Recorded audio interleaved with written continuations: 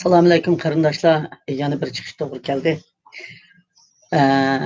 Hozir Amerikada qonun ma'qullatib Uyg'ur Amerika uyushmasi va Amerikadagi shu Washington atrofidagi barliq xalq kongresslarida yurib shunday faoliyat olib berayotgan vaqtda Turkiyada keng ko'lamda namoyish olib berilyapti.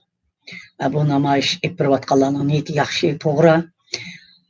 Türkiye hükümetiga, Erdoğan hükümetiga ve Türkiye'deki barliq parlament a'zolariga mushundaq namoyishni tashkillayotgan, qonunliq namoyishni ochiqtirayotgan, Uyg'ur uchun ko'ngil bo'layotgan turk qarindoshlarimizga, turk xalqiga, shu yerda turayotgan musofirlarimizga yemek, ichmak va iqtisodiy jihatdan ta'minot berayotgan barliq boylarga rahmat aytaman.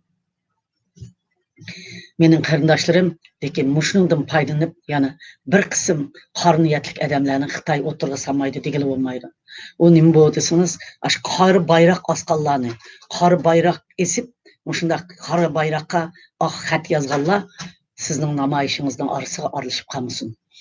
O Sharq Turkistonning bayrog'i va Turkiyaning bayrog'i bo'lsin. Her qandaq davlatda tursangiz, o'zingiz turayotgan davlatning bayrog'i bilan Sharq Turkistonning bayrog'i va Amerikaning bayrog'i bo'lsin. Namoyish qilib shundaq chiqsangiz bo'ladi.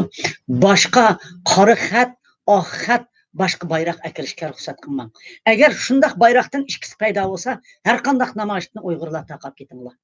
Biz mushu qonunni ma'qul qilayotgan vaqtimizda, mushu qonunimizga buzg'unchilik qilish uchun bir qism odamlarni qattiq qo'l va dunyoda shundaq nomi yomon otilib qolgan bir qism tashkilotlarni bizga sep qo'ydi.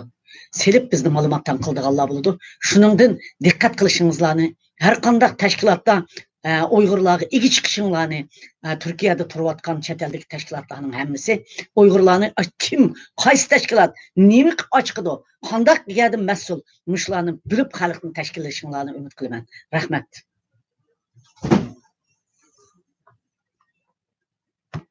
Bo'ldi mi bu? Jiq emas bu gap, qahara? Yo'q.